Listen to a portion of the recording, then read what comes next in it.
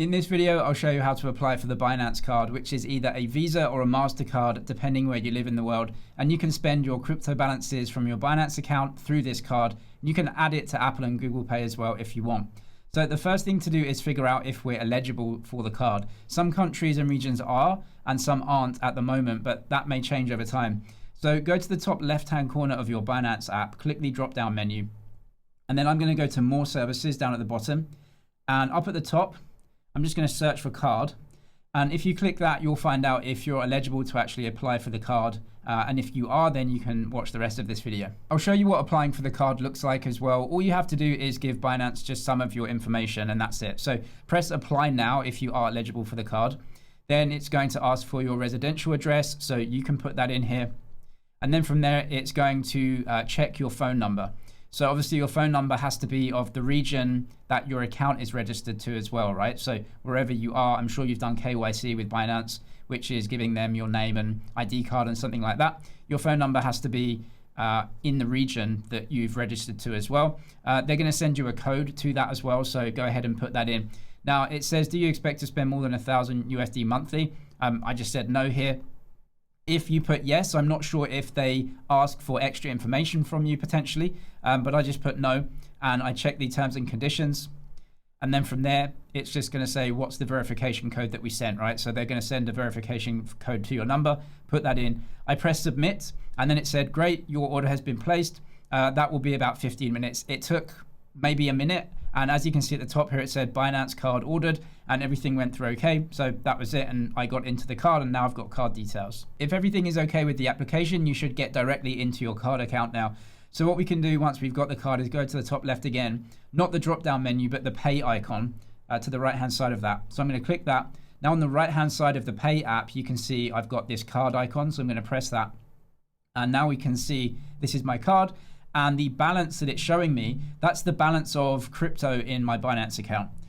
So what we can do now is actually manage the card itself and how we make payments.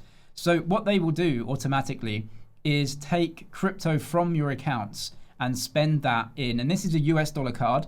So if you're spending either US dollars or your local currency, there's going to be some fees here, which I'll go through in a second. But basically they take crypto assets from your account and then switch that into some currency that you want to spend. Now, the order in which they take those assets, you can choose. So what I'm going to do here, where you can see the card, to the bottom left of the card, it says manage card. So I'm going to click that. And what I want to do is set the funding priority.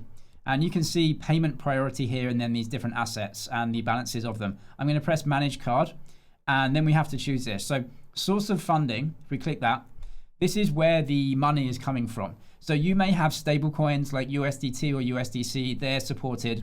But if you run out of those, then they're going to start selling other crypto assets. So let's go through that. Down at the bottom, it says payment priority. Spot and funding account, I'm going to click that. Choose which assets that you would want to sell when you're spending on the card firstly. So I've got stable coins up at the top and then down at the bottom, ETH, Sol, BNB, Bitcoin. So you can choose which assets are set to pay and which priority you use them in. For example, if you run out of stable coins, which is the next asset that's actually going to be used, and they will essentially sell that and then use it to pay for what you're paying for with the card. That's from your spot and funding. Now, if I come out of here, you can see that the two tabs, spot account and earn flexible account, you can choose where the money comes from that you spend. So funding account up at the top, that's the default. You know, the funding account is different to your spot account or your earn account. So you can move some money into there and use that basically as like a bank balance of what you spend. Now, if there's no money in there, then you want to come down to the spot account, your trading account. So you may have some crypto in there. You can turn that on and off if you want. So if you don't want to take money out of there, you can just toggle it off. Also, earn flexible. Now, if you've got some dollars that you're using to spend, you may want to put them in your earn flexible account because those dollars will probably earn a little bit of yield there, maybe a few percent or so. So instead of having dollars in your funding account, not doing anything or not earning any flexible interest, you may want to put them into your earn flexible account to kind of wait there until you spend. And so you can toggle that on as well if you want. So toggle on and off, spot account and earn flexible account. And you can see down at the bottom that you can just set different payment priorities. For example, if I turn off spot account because I don't want to take any money from there, but I want it all to come from my funding or earn, then I can turn on earn. Down at the bottom, it says earn flexible, click that. And again, you can choose a payment priority. So in that way, what you can do is put some dollar stable coins in there, for example, earning some yield, and then you will earn that yield until you spend, and they'll just take the balance out. Within the manage card options as well, you can also set a PIN number. So you can just click that to set it up. Now, if we come out, the card details are here as well under My Cards. So the bottom left of the card, you can find the long card number, CVC, and also the expiry date. And you're going to need that if you want to add it to Google or Apple Pay. So what actually happened for me is that I got a pop-up as soon as I applied for the card right here, and it said, add your card to the digital wallet. Now, they wanted me to manually add it. So I had to go into Apple Pay, add card manually, and then just put the details in.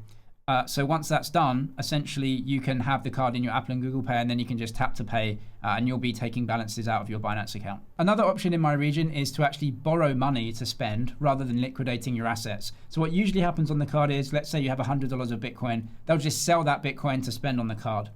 The other option is to actually borrow dollars first against your assets and then spend those dollars and then pay back the loan at some point in the future. So on the left-hand side, if you press borrow here, I'll show you how this works. Now, I can't recommend this because it's borrowing. I mean, you are taking debt. It's basically like a small personal loan, or it's actually a collateralized loan. So what you have to do is, let's say we want to borrow $100. What Binance will do is tie up some of your assets in order to give you this money. So if you want to borrow $100, it's an over-collateralized loan, meaning if you want to borrow $100, you have to put $120, $130, $140 worth of Bitcoin on the app, and you tie that up at Binance. The reason being is that Binance is going to lend you the money, or actually people on the app, but they don't want a bad loan. And so they've got $150 of Bitcoin there, they loan you $100. And if the Bitcoin price falls to 100, that gives them a buffer to just say, look, this is bad. And then it gets to 100, they just sell the Bitcoin and pay off your loan. And that's going to be automatic. So you can't get into a bad debt here. Now, borrowing may work out better for you. It may work out worse. If you want to spend $100 now, and then over a year you pay 3.47%, the interest rate right now, and your Bitcoin goes up 20%, well, the Bitcoin appreciation paid for the loan and more. So you actually made money out of that. But if the Bitcoin price goes down, that's not great, because then you should have just sold immediately, right? Because the Bitcoin price has gone down, you're now paying interest, you're actually worse off. So you could be better off by borrowing. You could be worse off. That's a decision you'll have to make. But you can't get into bad debts, because what happens is you tie up more collateral than you can borrow. Down at the bottom, that's what LTV is. Loan to value. So the loan that you're taking out, let's say $100, to the value of your collateral. What that is. The most you can borrow is 78%. So you can borrow 78% of the value of your collateral that you have to tie up.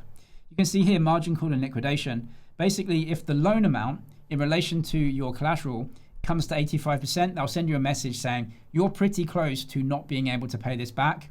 Do you want to sort this out? Do you want to pay back the loan? Do you want to liquidate some of your collateral? Do you want to tie up more collateral to make sure that the loan to value goes down?